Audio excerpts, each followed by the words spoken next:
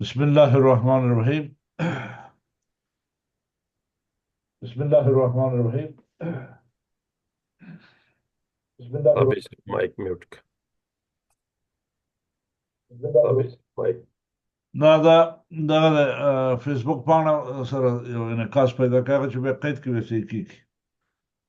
کریم دې ته وګوره چې دا فیسبوک پاڼه زمونږ کې آنیو پکې کړی یو نو ان شاء الله چې شروع وکړو. हाँ नहीं। بسم الله الرحمن الرحیم. ټول خپل ملګرو دوستانو عزیزانو ته د دنیا په هر کونج کې چې هسې هر کله وایم ټول په خیر راغلی. زمونږ خپرونه ستاسو په خدمت کې ده. نن د اکتوبر د میاشتې 10 2023 کال دی. دلته په کاناډا کې تقریبا د سهار 11 بجې او 23 دقیقې دي. او زمونږ خپرونه تاسو لایف ګورئ. ما سره په خپرونه کې دوه معزز ملمانه دي نن.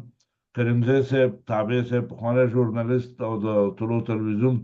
یو معروف او عزتمن خبریال، او کریمزی صاحب سیاسي شنونکی دی. د ډېرو زمانو نه د ساروان د خپرونې سره دا زما دواړه وروڼه ملګري دي، کومک کوي، زحمت وباسي، تکالیف ګالي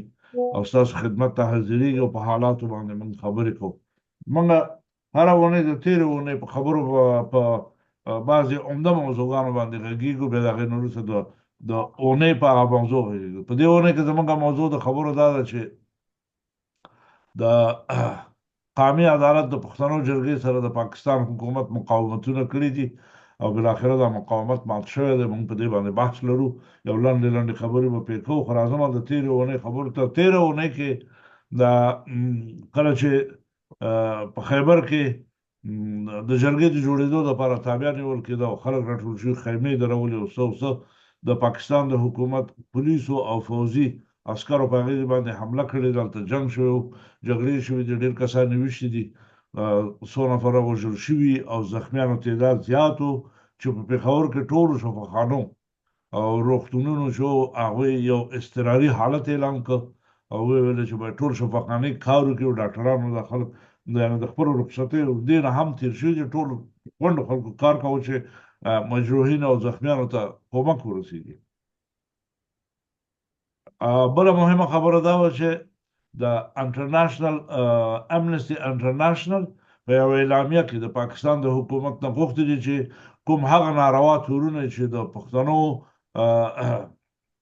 په دغه قانوني جرګې باندې او د دې جرګې په مخکښانو باندې لګولي دي، چې د هغې یو اعلامیه خپره کړې وه وزارت داخلي د پاکستان، چې دا تروریستي فعالیتونه دي او دا بند دي. په دې باب باندې د امنسټي انټرنیشنل یوه ډېره مفصله اعلامیه خپره شوې. په هغې کې ویل شوي وو چې دا تورونه باید زر تر زره لرې کړي او خلکو ته د دوی ازادیګانې باید میسرې شي، چې خلک وکولی شي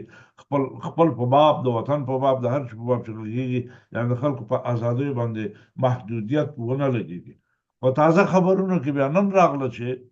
د پاکستان حکومت جرګې ته اجازه ورکړې ده بالاخره، وروسته له هغې چې یو عده بېګناه زلمیان شهیدان کړه، ارزښت لري زخمیان کړه، دا اجازه یې ورکړې چې د قامي عدالت جرګه په خیبر کې سبا چې د اکتوبر د میاشتې 11 ورځ ده دا به پیل کېږي. او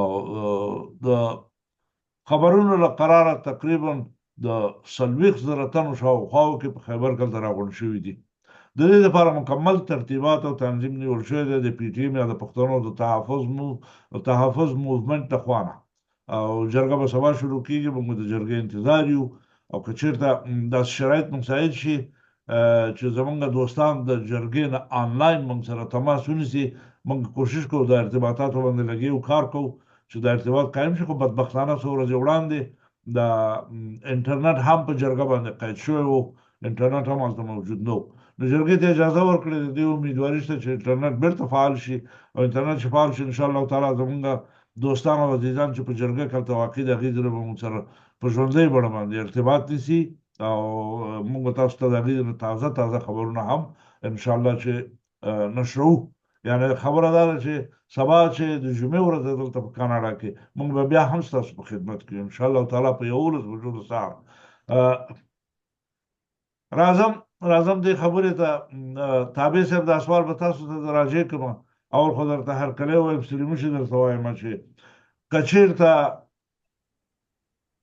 پاکستان د قومي عدالت جرګې ته د جرګې دایرولو اجازه نه وي ورکړې، ستاسو په فکر دا پاکستان ته ډېر په ګټه تمام شوی و او که پښتنو ته به ډېره ګټه وه؟ سلامونه کور مو ودان، څه وخت هم راکړه. لومړی خو د تاسو د پوښتنې ځواب وایم. زه فکر کوم چې کاشکې اجازه نه وای ورکړې، ځکه چې اوس پښتانه هغه پښتانه نه دي چې پخوا به یا د دین یا د مذهب او یا له بده مرغه قومي کودونو باندې دوی ویده ساتل او په منځ کې هغه کسانو چې کار کوي یا د ریاست لپاره چې هغه په پاکستان کې د ریاست کریمه د هغې خوا پښتانه کاروي، نو د هغو په چوپړ کې تل ول او خپل خلک یې شاته پرېښودل. هغه په دې معنا چې د پښتنو دغه ساده کودونو څخه او له هغه مسایلو څخه چې دوی ډېر یعنې په حساب مردانګي میړانه هغه څه چې په پخوا کې رواج ول هغو ته دوی کتل او پکې شاته پاتې سول. چې بیلګې زښته ډېرې دي چې موږ تاسې کرت په مجالسو کې یاد کړل، خو ای کاش اجازه یې نه وي ورکړې. هغه په دې ځکه چې ډېر څه موږ لاسته راوړلی سولی، خو اوس چې اجازه ورکړل سوې ده هغه هم په یو تویټ کې ویل شوي دي د داور صاحب، نه فکر کوم چې تر 50 سلنه خلکو تایید کړی دی چې دا قصه رښتیا ده. خو راوسم هغه خپل بحث دا ده چې همیش هغه سیاسیون یا هغه ډلې ټپلې چې غواړي ځان د سیالانو جوګه وګرځي، دوی وخت، زمان، مکان او فرصتونو ته په کتو سره قدم ږدي. ښه مسله یې همدا اوس د منظور پښتون د قدم اوچتول دي سره له دې چې پخوا ډېر تبلیغات منفي پسې وشول چې دا یوازې د خپلې سیمې په خاطر باندې دی راجګ سوی ده، ځکه چې په ده ظلم سوی. خو کرا د ده دغه حرکت ملي شو، له ملي نه واوښت نړیوال تقریبا اوس نړۍ پرې غږیږي، رسنۍ د نړۍ او سینه یې خلاصه کړله په رسني مسایلو کې خلک بحث پرې کوي او پښتانه وتوانېدل چې دی په صفت یو مشر د اوس لپاره او د راتلونکي لپاره ومني، ځکه د ده په هغه خبرو کې هغه وعده چې دی کوي، ژمنه چې کوي، په هغې کې د قوم مسله، د هغې کې د پښتونولۍ مسله، په هغې کې د لر او بر افغان مسله چې شعاري بڼه یې درلودله په حقیقي بڼه تقریبا را تبدیلیږي. نو ښه همدا ده چې سره له دې چې په افغانستان کې دننه هم موږ دا 45 کلن ناورین وځپلو، له موږ څخه یې قربانۍ واخیستلې او په کور دننه یې له موږ ته کرکه وزېږوله، د موږ په منځ کې د مذهبي قومي اختلافات را ډېر کړ او همدغه قومي مذهبي اختلافاتو په ټول ټال کې له پښتنو څخه ډېره کلکه قرباني واخیستله چې هېڅکله د پښتنو غږ دوی خپله ویده پاتې ول، خپل غږ یې نه بدرګه کاوه، غږ یې نه اوچتاوه. کله چې غږ اوچتاوه په څنګ کې هغه کسان چې د نیابتي هېوادونو په غېږه کې ولیدلي ول د خپلو ګټو په خاطر باندې، او دا چې د دروغو د پروپاګنډې په نوم باندې کله د نسل وژنې، کله په دې نامه چې پښتانه ظلم و ستم کوي، په دې نامه باندې د پښتنو په مقابل کې په وړاندې راجګ سول او باج یې تېر واخیسته. چې ښه بېلګه یې 20 کلنه دوره د جمهوریت وله چې د امریکایانو له شتون څخه، د امریکایانو له زور ځواک څخه په ډېره اسانه او ټیټه بیه له پښتنو څخه قرباني واخیستل سوله او باج یې له دواړو ولسمشرانو څخه همدغه له بده مرغه د افغانستان سیاسیونو چې په 20 کلن دور د جمهوریت کې پراته ول او 15 کلنه 10 کلنه د داخلي جګړې، دغو ټولو د وښودله چې پښتون قرباني دغه مسلې ده. نو ځینې وخت کې سیاست کې یو شی بل هم معمول دي چې که ته غواړې غټ خوب وویني، رنګه خوب وویني، ته به قربانۍ ته هم غاړه ږدي. نو دا ښه بېلګه یې دا ده چې په افغانستان کې له بده مرغه دننه که تاسو فکر کړي له څوکۍ د ارغندیو، چهاراسیاو، له پل سرخین ایخوا ته دغه نور قومونه دغه خوب کې دغه جغرافیه نه رانغاړي. دوی فقط د ځان د تکل کې دي او هغه پایټه پرپ یا چغې هم چې وهي، دوی فقط غواړي د پښتنو په څنګ کې ځان را پیدا کا او یو څه شی ولري. او حال دا چې پښتانه غټ خوب ویني، دوی د جغرافیې د بشپړېدو او دغه سیمې چې له لاسه ورکړي، هغه خپل قومونه چې له لاسه ورکړي، د هغو د یوځای کولو په خاطر باندې دا خوب ویني چې دا اوس په دنیا کې معمول ده. چې په یو بل بحث کې ما تاسو ته ویلي چې ترکان د خپل ترکتبارۍ په خاطر باندې خوب ویني، فارسیبانان د فارسیبانانو په خاطر باندې، سعودیان د عربانو په خاطر، په همدې ډول ترکان، بلوچان، دوی ټول هغه قدمونه را چارپیر کړي دي او هغه لاس یې اوږد کړی ده تر څو په د سوشل میډیا څخه او دغه اوسني عصر څخه چې ځان پیدا کول دي، په هغې کې ځان را پیدا کړي چې د منظور پښتون دغه قدم کېښودل او د پښتنو را بیداري کېدل او یو موټی کول او په د پاکستان هغه جابر پوځ یا هغه جابر سیاست په کتو سره هغې ته شا وکړله او وتوانېد چې خپل غږ اوچت کړي او پښتانه په یو ټغر سره تقریبا راټول کړي. هغه پښتانه چې ناراضه دي، هغه پښتانه چې د ریاست د چوپر لپاره یا د خپل جب ډکولو لپاره زه فکر کوم کلک ګزار خوري. حتی مولیانو ډېر کلک عالمانو هم په دغه غونډه کې چې نن د 3 تنو جنازه وسوله په هغه کې هم برخه اخیستې، هغو هم غږ د دوی په نفع باندې اوچت کړ. او تېره ورځ د ټي ټي پي چې د تحریک د طالبانو د پاکستان ډلې یو کس و په مستعار نوم سره چې هغه هم ایکس ته یعنې پخواني ټویټر پاڼې ته راغلی، هغه هم له د منظور پښتون یا د پښتون تحفظ مومن څخه ملاتړ اعلان کړ. یعنې هغه په دې معنا چې مزاحمت د دوی نور ته کوي. هغو دا ویلي چې دا یو حق غږ ده او پښتانه ځپل کېږي، پښتانه وژل کېږي، د پښتنو په زرهاو زرهاو کسان مړي ورک سول او په ځوانمردانه ډول باندې د پاکستان له طرفه ووژل سول. په همدې ډول د موږ په سیمه کې هم په افغانستان کې د نن که تاسو فکر کړئ په دا 20 کلن دور د جمهوریت کې له بعده مرغه د پښتنو مشران په نښه سول، له منځه لاړل، موږ بې مشرانو سولو. د موږ هغه کسانو چې باندې خلک راټولېدل، غږ یې اورېدل کېده، هغه ټول په نامه د خلقو پرچمو، یهودو، کمونیستو په دې نومو سره خپله پښتانه یا له بعده مرغه د نیابتي جګړې قرباني سول او یا د دین و مذهب او د سن په نوم باندې له منځه لاړل چې موږ یې د هر څه کړلو. او په ضمن کې د 21مې پېړۍ له سازګارۍ سره دغه حرکتو ته چې وګورئ چې دا اوس ښه بېلګه یې سعودي سړی کولی شي چې هغه د مسلمانانو قبله ده. هغوی 180 درجې تغییر د جهاد کوي، ځان په سیاست کې پیدا کوي، ښځینه ورته اجازه ورکوي او حتی وهابیت ته شا کوي چې وهابیت د دوی لپاره د سرو زرو یو نسخه وله. دوی وتوانېدل چې ځانونه ماړه کړي، خو نن په نصاب کې، په پوهنتون نصاب کې، د زده کړې په نصاب کې، حتی په اردو کې، حتی په تلویزیوني ورسنۍ مسایلو کې دوی کوشش کوي چې نور د وهابیت تبلیغ ته شا کړي او دوی وځلیږي تر څو ځان پیدا کړي، تر څو خوږ نه شي او جغرافیه یې درګیر د جګړو ونه ګرځي. نو دغه حرکتو ته په کتو سره سړی ویلی شي چې پښتانه هم حق دي لري، حقداره دي، دا سیالان دي، دا انسانان دي، دوی یو تاریخ لري، دوی قرباني د جغرافیې په خاطر باندې ورکړې ده. چې ښه بېلګه دا اوس موږ تاسې د واخان سیمه یادولی شو. ګورې د پښتانه د ټولې جغرافیې د بشپړېدو او د سمسورتیا په خاطر باندې قدم اوچتوي. د قوشتېپې مسله که سره له دې چې ډېر کسان راغلل حرکت یې پیل کړل خو ونه توانېدل، اما پښتانه غواړي چې هغه سیمې هم ښېرازه شي او د ټولو لپاره یې ګټه ورسېږي. او په ضمن کې د یوه بدمرغي چې زموږ په جغرافیه کې پرته ده له بعده مرغه هغه دا ده چې د پخواني سیاسیونو او اوسني هغه کسانو سره چې زمام د امورو ده، دوی هېڅکله د پښتون ژغورنې په خاطر باندې یو غږ اوچت نه کړه، حتی د دروغو یو ټویټ چا ونه کړی. پر خپل فیسبوک پاڼو په سوشل میډیا کې دوی غږ پورته نه کړ. دوی دغه نامردي له دوی څخه دا وښودله چې دوی د پښتنو په سر باندې لوبې کړي او یوازې په دې تکل کړل چې د پښتون د دوی تر شا ودرېږي او د دوی جېبونه ډک شي. چې دا یې ښه بېلګه همدا وښوله. نو ښه به دا وي چې په سیاست کې یو بل څه هم معمول دي چې دا اوس ټي ټي پي او همدغه د پي ټي ایم دغه دواړه د افغانستان د پښتنو لپاره یو د سرو زرو چانس ده چې له دې څخه موږ ګټه پورته کړو تر څو پاکستان ته یو ښه ګزار وشیږي او هغو دې ته اړ کړو چې د افغانستان د ښېرازۍ قدمونه چې افغانان غواړي کېږدي هغه ته دوی لاسرسی پیدا کولی شي. او په ضمن کې هغه تور تم تاریخ چې په دا 15 کلو کې چې دوی په موږ باندې راوڅرخه او د موږ په کراتو د موږ نظامونه له منځه یوړل، د موږ اردو، د موږ ولسمشران، د موږ هغه خواخوږي کسان، هغه څېرې چې په افغانستان باندې خوږېدلې خلک پرې درېدل، هغه د دوی له خوا نه په نښه سول او له منځه لاړل. نو زه د خبرې خپلې راټولوم. نو ښه فرصت او ښه زمینه همدا اوس برابره د پښتنو لپاره. له دغه فرصت څخه باید دوی ګټه پورته کړي. حتی هغه خویندې ورونه چې سوشل میډیا ته لاسرسی لري، که نور هېڅ نشي کولی، هغه سره ټوپۍ د منظور پښتون چې سمبول ګرځېدلی هغه که په خپله سوشل میډیا باندې په صفحه باندې د 18 د اکتوبر په خاطر باندې کېږدي، زه فکر کوم دا به رنګ راوړي او د دې لپاره به خلک هم راوغوړېږي، یعنې ټول به سره را منسجم سي. د راتلونکي لپاره دا یو ښه زیری کېدلی سي او دنیا ته ښودلی سي چې پښتون هم یو څوک د په سیمه کې او په جغرافیه کې او دوی حق د ژوندانه لري او د دوی غږ به نور هم بدرګه سي او د رسنیو له لارې که نور تبلیغات وسي د پښتنو به په ګټه وي او سیاست کې به دوی ځان را پیدا کړلی سي. مننه.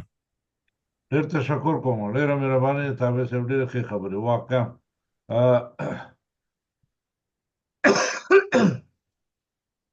زما له نظره سبا 11 د اکتوبر د اعلان مطابق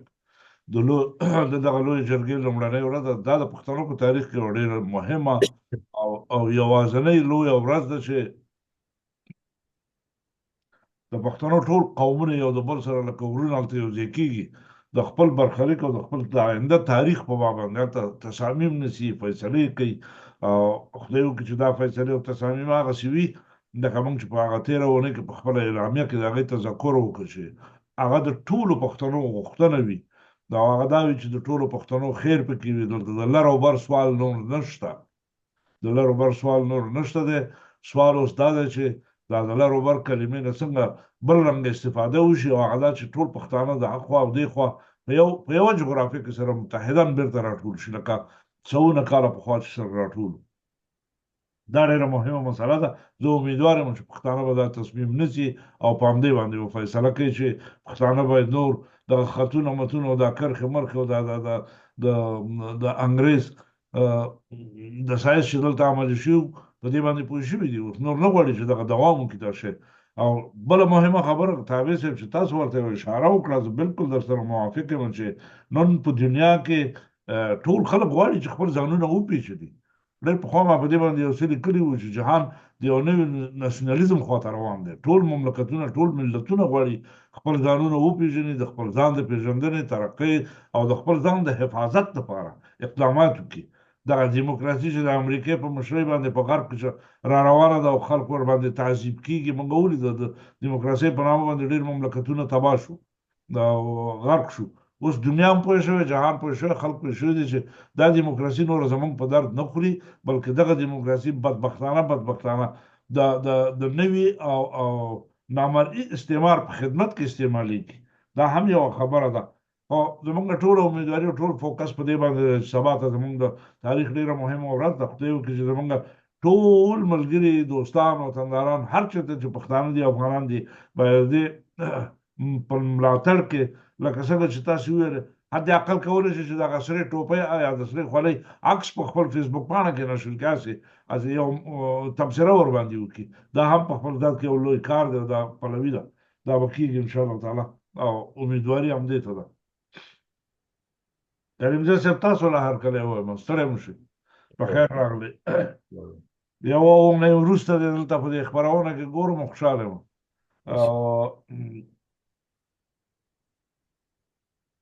پاکستان خپله د اعلامیه او د وزارت داخلې د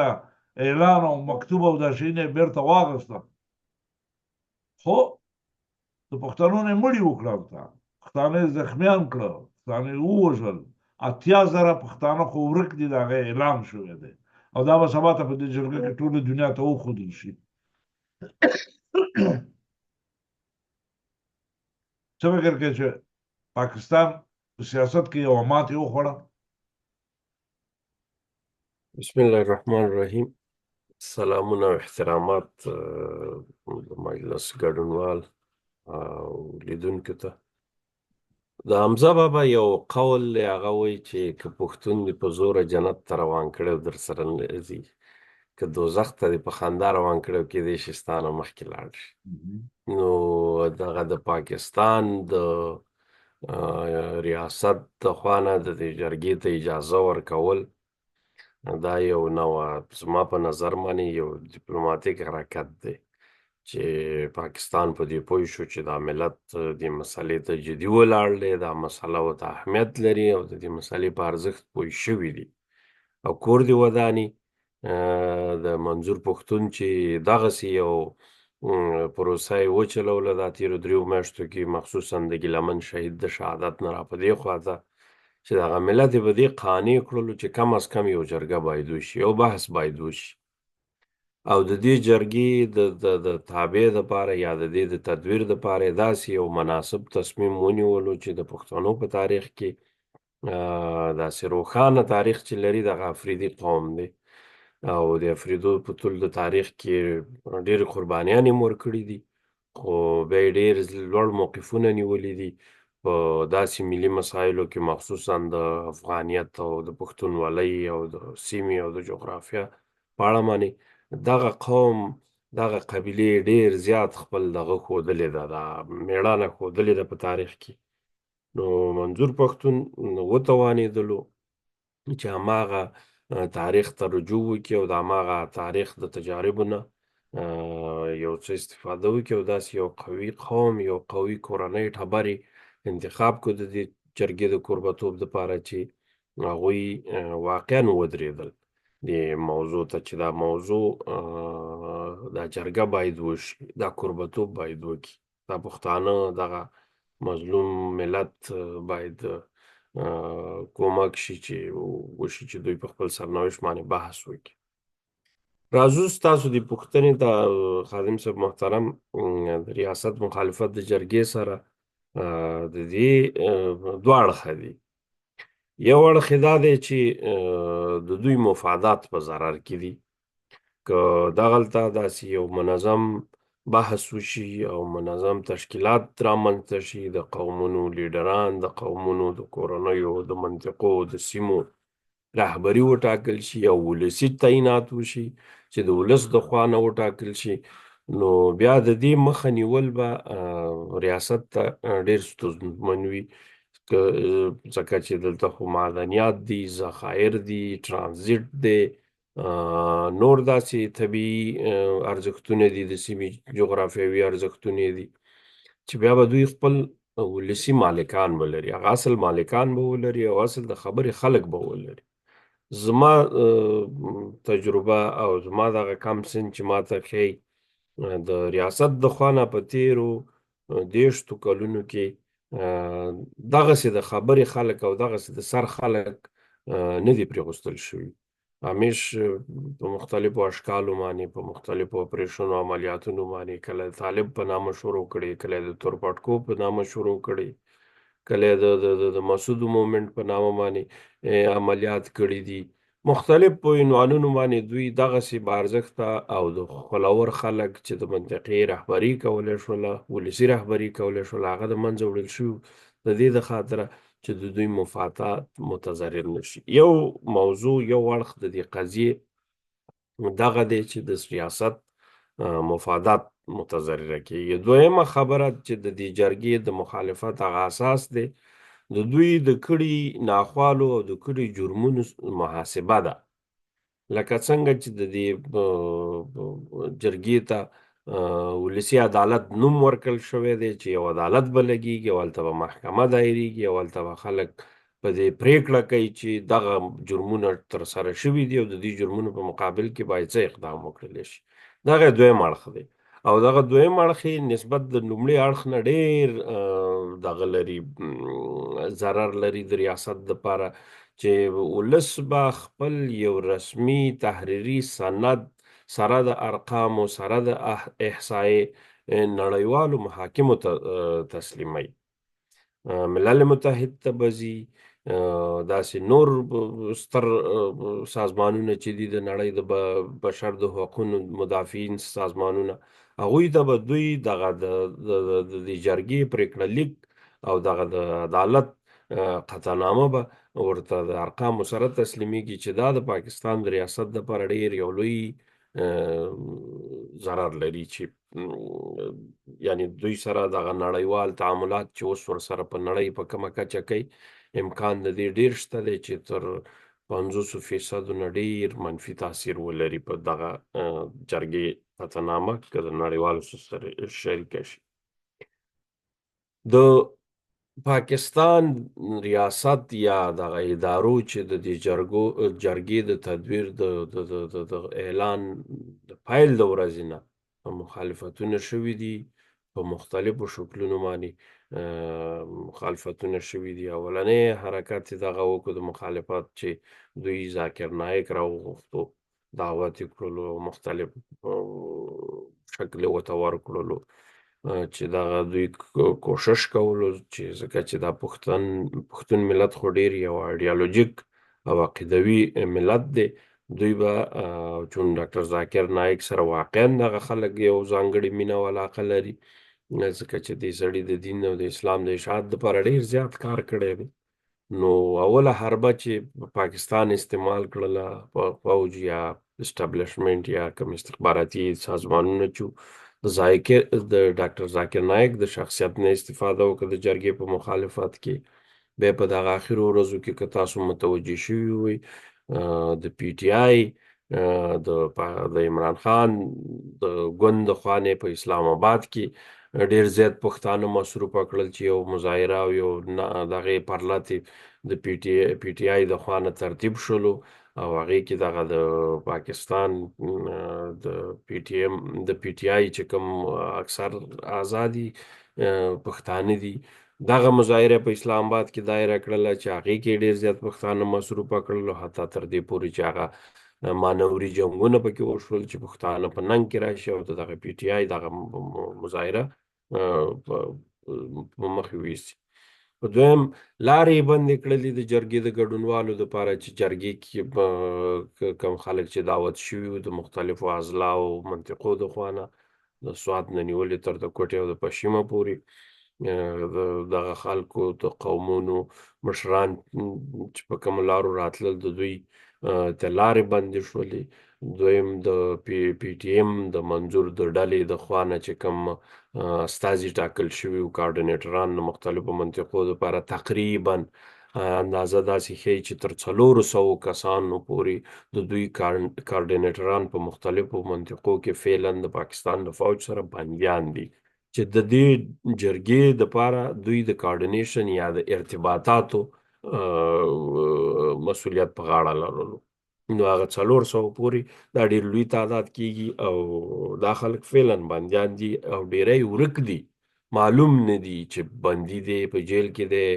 شخصي محبس کې دی اختطاف شوي دي یعنی ډېری لادرکه دي خو د دوی د رابطو د نه تامین د وجې مرکزي پی ټي ایم یا منظور ګروپ کوم مشخص مسؤلیت چې لري د دې خلکو سره د ارتباطاتو د دوی د خولې نه دغه خبره شوې ده چې رابطه نشته دی او خلک ورک دي. نو معنا دا چې دا هم د ریاست په غاړه باندې دا مسؤلیت دی. حمله تاسو ولیدله چې د پرلت یا د جرګې د په میدان باندې د فوج د خوا نه مسلسل 3 حملې وشولې او دا هغه داسې حملې نه وې چې دوی ورله کوم منطق او کوم دلیل واضح کړی خپل هغه قومندان د پولیسو ورځي او د جرګې مشرانو ته وایي چې تاسو دې ځای کې جرګه مه کوئ. مشران ورته وایي چې زمونږ خو دلته پرام نه جرګه کوو دا خو کوم سیاسي دغه نه دی چې موږ د نظام یا ستاسو خلاف څه خبره کوو. پښتون قوم غواړي چې کینی سره خپل منځ کې په خپلو مسایلو باندې بحث وکړي دې کې تاسو څه مشکل لرئ ولې ریاست هیڅ نوع دلیل او منطق نه لري صرف واضح ورته وایي چې په میډیا کې به هم دا خبر ستاسو تر غوږونو در رسېدلی چې تاسو دا جرګه مه کوئ یعنی دا هغه بربند او واضح عکس العمل و. نو دغه ټولې مسلې چې سړی راټولېږي او دغه د نن ورځې د دې برنامې د پوښتنې ته مخې ته کېږدي نو دغه سوال په خپله حل کېږي چې دا ریاست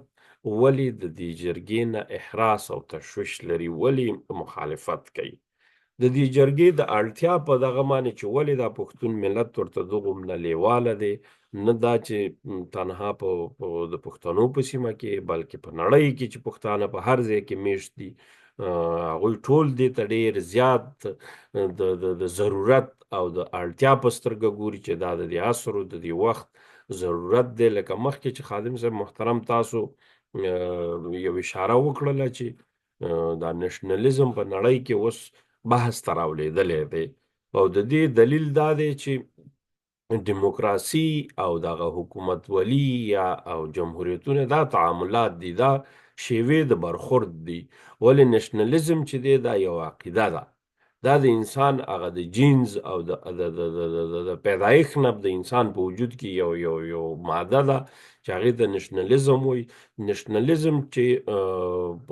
په معاصرو او په پرمختللو هیوادونو کې که سړی محاسبه کړي لکه په امریکا کې چې جمهوریت غوښتونکي دي په کاناډا کې دغه کنزرویټیو دي یا په نورو منطقو کې مسلم لیگ او نشنل او دغسې نومونه چې زموږ او ستاسو د غوږونو تیریږي دغه ټول هغه طبیعي ساختارونه دي چې سړی په خلص کې ورته یو عنوان ورکولی شي د نېشنلزم په نامه باندې. ولې دغه د تعاملاتو دپاره چې کوم دغه مروجې پروسې دي چې دیموکراسي سړی په کل کې شي عنوانولی، دا یو تعامل دی، دا یو شیوه د برخورد ده چې سړی پکې هغه خپل نېشنلزم تطبیقولی شي یا ترلاسه کولی شي. نو د دې جرګې زه دا خپلې خبرې راټولومه، دغه یو 3 عنوانو باندې غواړمه چې تاسو سره لږه موضوع شریکه کړمه چې د دې جرګې اړتیا خو بیخي داسې د پښتون ملت دپاره د حتمي د نفس حیثیت لري، د ساه حیثیت لري. دا جرګه باید شوی وی او باید وشي. د دلیل یې دا دی چې باید پښتون خپل سرنوشت معلوم کړي. نو پښتون یو لوی تعداد چې تر د 80 میلیونو نه تعداد د دوی د نفوس زیاتیږي او دا بې سرنوشته دي. دا کله د پاکستان او کله د نړیوالو قدرتونو د استفادې یو وسیله ګرځېدلې ده. د دوی دغه هر شی یو حد لري او د دوی پښتون ملت دغه حوصله نور حد ته رسېدلې ده، حد یې تمام کړی دی. او د دوی موقف باید معلوم شي چې دوی په دې نړۍ کې یا د ګلوبل ویلیج چې ورته موږ ویو، په دې ګلوبل ویلیج کې د دوی څه حیثیت دی. د دوی معدن د دوی په لاس کې نه دی، د دوی حکومت د دوی په لاس کې نه ده، د دوی ځوان نسل د دوی په لاس کې نه دی، حتی تر دې پورې د دوی جغرافیا د دوی په لاس کې نه. آیا دوی حق د ژوند نه لري؟ نو دوی باید خپل دغه موجوده موقف د نړۍ سره روښانه کړي د دې جرګې په وساطت باندې، او د روش چې د دوی سره باید په څه شکل باندې روش وشي. پښتون یو لرغونی عنعنه لري، یو لرغونی کلتور لري. دوی ټول عمر د امپراتوریو ترمنځ بحثونو کې مطرح شوي دي. داسې یو حاشیې ته ملت نه دی، یو حاشیه کې قوم نه دی. همیش دوی د قدرتونو د نړیوالو امپراتوریو سره د بحث سرعنوانې ګرځېدلي دي. ولې د دوی دغه د روش یو ځانګړې طریقه ده چې یو د هغې د جملې نه دغه جرګې مثال دی. که ته د پښتون سره هر څومره ظلم او تیرې او جفا ورسره وکړي، خو که د جرګې د لارې ورسره ته مخکې لاړ شي، پښتون ډېر لوی قربانیو ته حاضر دی. لکه چې موږ ورته هغه ننواته ویو یا ورته جرګه ویو، نو دغه د پښتون ملت دپاره یو بارزښته روش دی. نو دغسې دغه د پښتون ملت کم روشونه چې دي، دا باید که نړیوال د دوی په روش باندې ورسره برخورد وکړي، انشاءالله هم به پښتون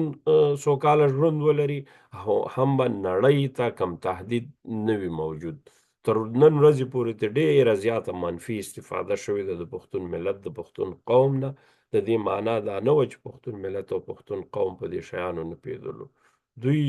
د روش منتظر وو چې د دوی سره باید د دوی په ژبه خبرې وشي. ولې متاسفانه دغه د جرګې ته دایرېدل په دې لنډو ورځو کې دا روښانه کړله چې پښتون څوک خپل کور کې جرګې ته هم نه پرېږدي. نو مننه او ښه وخت ولرئ. شکر.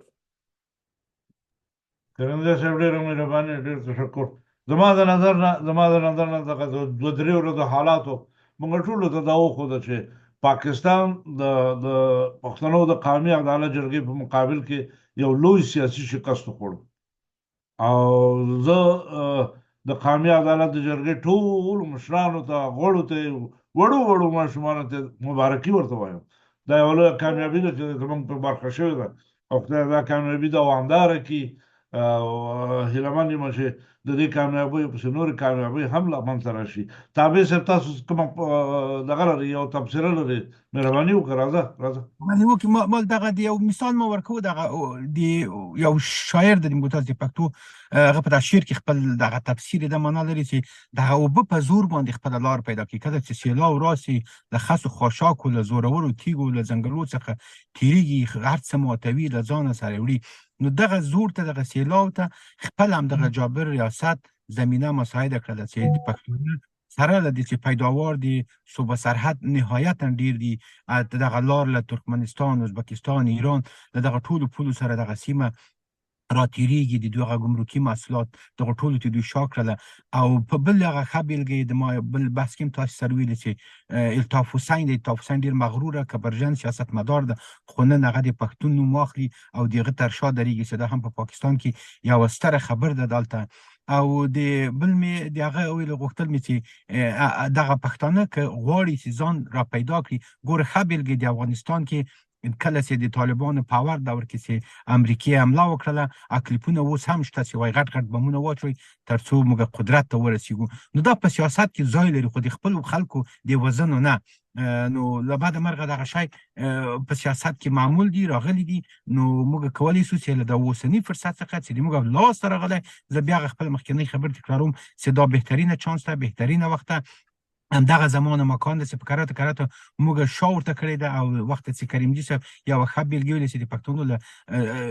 ځینو مسایلو څخه دوی غلطه ناوړه استفاده کوي چې هغه وایي دل تنګ آید به جنګ آید او په بل په دغه اروپا کې هم په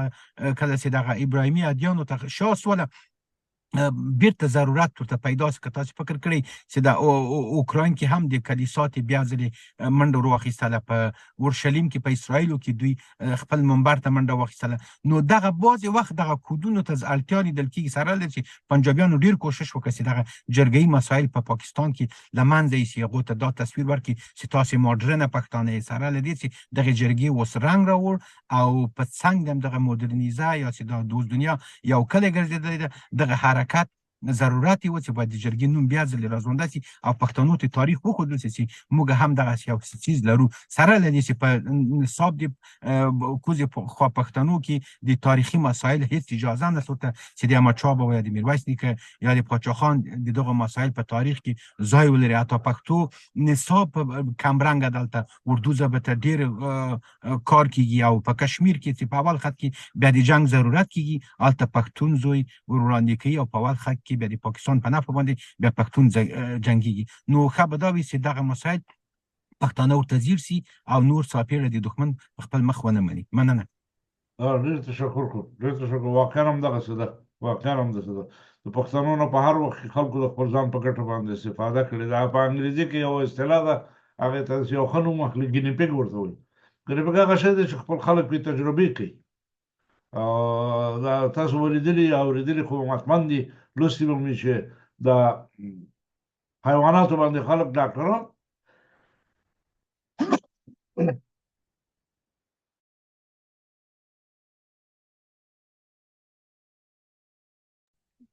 د حیواناتو کې چې تجربې کوي د مرضونو د دې شیانو لپاره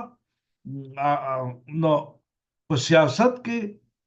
د پښتنو خلکو دغسې یو شی جوړ کړی ټولې تجربې دلته کې دي په تېرو څلوېښتو کلونو کې تاسو د افغانستان حالت چې وګورئ دا ژوندی تاریخ دی زموږ او ستاسو د سترګو د مخ نه تېر شوی دی ټول شیونه چې په دنیا کې خلکو غوښتل چې یو چېرته تجربه کړي هغه یې راوړو په افغانستان کې تجربه کړو مختلف اسلحې دلته تجربه کړې مختلف سیاستونه دلته تجربه کړو د تفرقې واچوه او ځان سیاستونه دلته تجربه کړو 48 مملکت په افغانستان کې پراته 48 مملکت په افغانستان کې خپل ځان ته ډلې لرلې دا یو بل سیاست او د غوښتل تجربه کې هغه تجربه کې چې ښه نتیجه ورکړي مګر په سره کوم ملتونو کې زه خوشحاله یم چې نن پښتانه په یو ټکي باندې سره راټولېږي په یو واحد مرکز کې او د یو واحد نظریې په شاوخوا باندې خپل بحثونه کوي خپل نظریات یو بل سره شریک کوي وړاندې کوي او بالاخره په یوه نقطه باندې به تصمیم نیسي او تعهد به په هغه یو ټکي باندې کوي او د خلکو امیدواري ډېره لویه ده خلک ډېره لویه امیدواري لري او فقط یوازینی ټکی چې د پښتنو یو اکثریت او د پښتنو یو لویه مجمع هغه پې قانع کېدی چې هغه د لوی افغانستان جوړېدل دي دا نورې خبرې چې دي دا